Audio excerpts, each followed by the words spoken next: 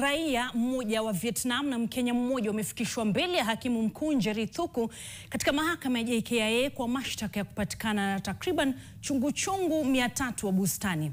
Raia wawili wa Ubelgiji pia walifikishwa mbele ya mahakama hiyo kwa mashtaka sawia.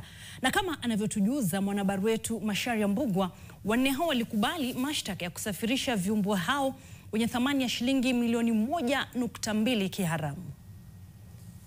Duhan na Dennis Ng'ang'a walipatikana na chungu hao wa bustani ambao walikuwa wametiwa kwenye mabomba ya utafiti 140.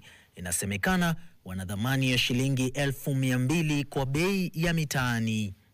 Kwa upande mwingine, raia wawili wa Ubelgiji pia walifikishwa mbele ya hakimu Njeri Thuku kwa mashtaka ya usafirishaji haramu, huku wakipatikana na takriban malkia 5,000 wa chungu.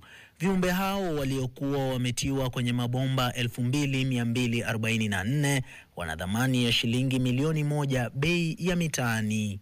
Uchunguzi umebaini kuwa mabomba hayo yalitengenezwa spesheli kwa ajili ya kuwastawisha chungu hao kwa muda wa hadi miezi 2, huku pia vikiwaficha wasigunduliwe kwa mashine katika uwanja wa ndege, pamba ikitumika kusitiri maisha ya chungu hao wakati wa usafiri.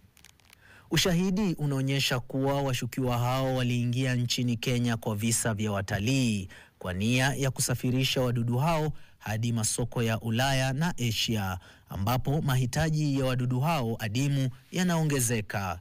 Kesi hii inaangazia mwelekeo mpya unaoibuka wa usafirishaji haramu wa wanyamapori, ambapo wasafirishaji haramu sasa wanatumia mbinu ya kisasa za kuficha na kulenga viumbe wadogo kama hawa. Kulingana na taarifa ya shirika la huduma za wanyamapori nchini Kenya, wadudu hao walionaswa wanatafutwa sana, kwani wana thamani kutokana na mbinu za kipekee na ujuzi wa kujenga majungu. Sifa hizi huwafanya kuwa maarufu.